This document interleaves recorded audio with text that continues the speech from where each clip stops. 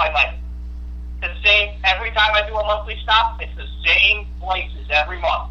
Warriors of Wrestling, Pro Wrestling World, and Woodbridge, New Jersey. Yeah, was that the bowling alley? Yeah, bowling alley, Woodbridge Bowling Alley, courtesy of Culture Pop Productions. I gotta give them a shout out. Yeah. Because I drive past that place a lot, man. That place is kind of old.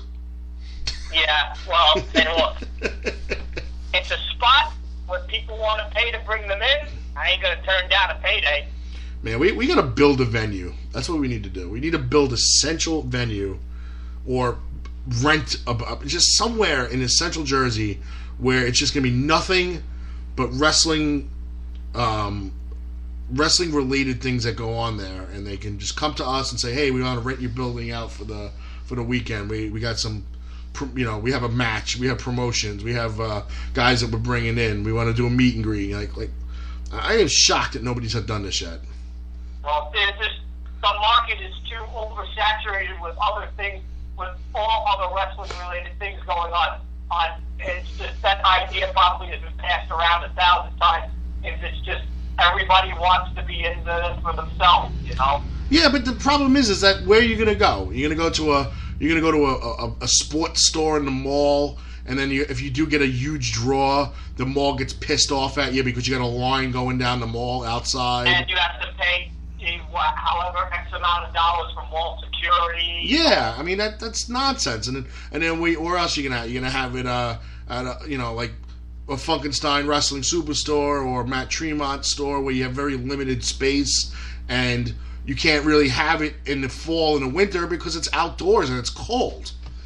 You can't have it at Funkenstein because it's an outdoor flea market. No, he's inside. He's inside the blue building. But still, you still gotta. Yeah, it's still You gotta park your car. You gotta walk across the parking lot. It's 5 degrees outside, and you're inside a warehouse, so you're still in a jacket. I mean, it's a great place to have one, but it's obviously more convenient during the warm weather than it is in the cool weather. That's why we always say wrestling is a season. It's like a seasonal time. But it's funny because then we bitch about when we go to Warriors of Wrestling in June and July and August, and we're sweating like monsters. We stood top wall. We were sweating. Let me tell you something. When we got to the building on Saturday early evening, it was about 5:30. The first thing, we walked in the room, I'm walking in with Mean Gene Okerlund. Mean Gene turned and looked at me and said, "Holy balls, it is friggin' hot in here." I said to him, I was trying to warn you. You sure you don't want to go change into like a polo or something? Because it's going to be hot. He's like, I'm fine, Richie. Just get me a lot of water and some vodka. Vodka? That's just going to make you hotter. You should have probably sent someone for a stand-up fan and plugged it in somewhere. I was this close to doing it. It's been unbelievably hot. And not only that, on top of that, so you have us in there, and we're already complaining it's hot. Now, there's 250 fans willing to get inside. Yeah. So, yeah, no, trust me, I know. I've been there during those disgusting... I remember sitting in front of the garage gate. We had it halfway open, and I was passed out in my chair because it was so hot out. It's atrocious. It was absolutely atrocious. I told Joe, Joe, you're going to have to get out of here. I already told Joe. So he was like, well, where am I going to go? I was like, Joe, figure it out. You'll find something. We got to go somewhere that's got air conditioning. It's just because Joey B's doing such a good job of selling out the arena that it gets so hot in there. Well, yeah, I mean, obviously, but I've mentioned this to Joe. I have mentioned this to him in the past. And, maybe he takes it to heart, maybe he doesn't. Maybe he starts it in January, maybe he doesn't. I said the nights that you have your matches of the convention days, whether, Legends of the Ring twice and Big Event twice, get a larger venue 4 or 5 times a year. That's it. then you're really gonna find out if those people that you're bringing in are bringing in more putting more asses in the seats. You'll have a bigger venue. You have more room. It'll be more comfortable, and you'll be able to fulfill the 350 people. The meet and greet. You'll have the room to do everything. It won't be 1,000 degrees. And then for your other shows, the non-convention days, you're right back where you started at Fun Station USA, and you just do what you do. You're only doing it 4 times a year. That's a quarter of the year.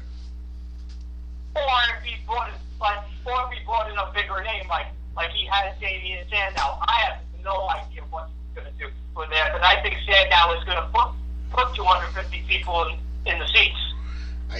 He might have to look to go somewhere else. I mean, I could get him a venue right here in Keyport that'll house 1,000 people easily.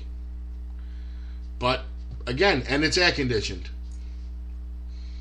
But again, he's got to be willing to do it. And you know how Joe is. He is the definition of creature of habit. Oh, you have to coach him into it. I had to coach him into bringing in Brooke the first time, and it was so hard and frustrating. And then once he saw how much money Brooke was making at the convention, doesn't he have to do is look at a picture of her and then bring her in? I mean, come on. You just got to see a picture of Brooke and you're going to bring her in. Well, yeah. That's what you did. That goes without saying. Oh, Joey B. Yeah. I'm gonna get messages later when he's at work cursing me out, so it's all right. He's actually in Cancun right now, so he's enjoying it. So he ain't gonna know about this for a while. All right. No. He's still breaking my balls about other things. No, of course. It wouldn't be Joe if he wasn't busting your balls. But okay, so let's get back to oh my god. Yeah, let's get back to let's get back to the booking agents, okay? I'm going to give you a scenario. We're not naming names. We're going to give you a scenario, and we're going to do the entire timeline, okay? I get a phone call from another booking agent saying that wrestlers 1, 2, and 3 would like to be booked. I don't have space for them. Would you like to bring them in? Sure, thank you. Okay, I make the phone calls. I call wrestlers 1 and 2. They handle the booking for all 3 of them. We get everything rolling. Everything's fine. Okay, great. 2 weeks later, I get a call from you saying, "Did you know that so and so 1, 2, and 3 are double booked at another promotion that you didn't book them for?" So now I got to call wrestlers 1, 2, and 3 and say, "Yo, what happened? How did you wind up being booked there when I have you booked here?" "Oh, well, we called them up and we wanted to see if we could get as many bookings as possible." So I was like, "Well, one, you should have went through me, and that promoter knows better. They should have known that you were being brought in by somebody else on someone else's dime, and know that I'm not just going to let you go there while I'm paying your airfare to bring you here." So, of course, we know that particular wrestling promoter is notorious for this. We're not going to give him his 5 minutes of fame as his company washes down the toilet. Well, not to say, but I heard they did very well. Yeah. Well, they did very well, but they had very, very disappointed fans because a lot of the people that were advertised were not there. So, shame. Big shock, because he never changes the posters because he's afraid if they change the posters, they won't show up.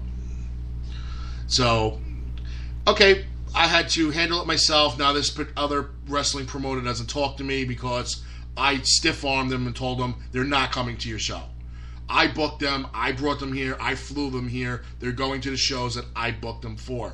You didn't come to me and ask me to have them on your show. You just automatically advertise them on your posters and on your website without asking me. To me, that's disrespectful, and you don't do that. So very, very disrespectful. So goodbye. And first of all, shame on the talent too.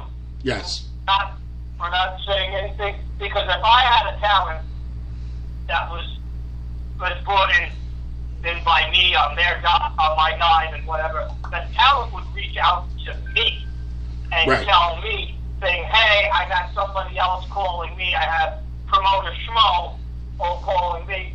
He's saying I would like to, I'd like to book you while you're here. I know you're doing other things.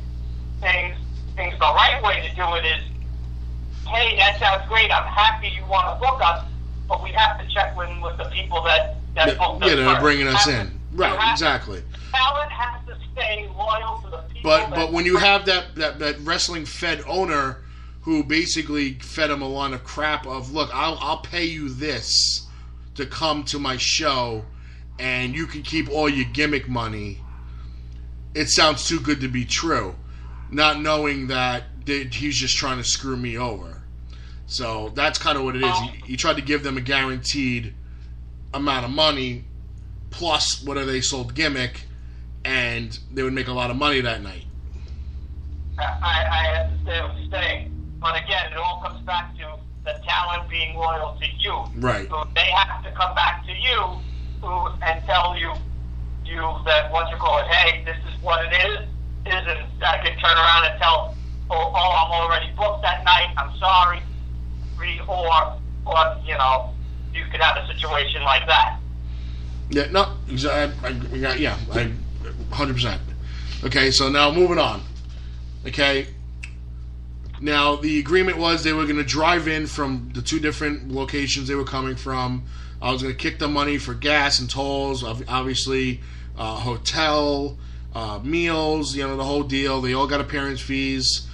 We were doing the gimmick, all that fun stuff. We had to book for 3 shows over 2 days. And, everything's kind of moving. This was 6 months, so everything's kind of moving slowly, And then we get the 2 months,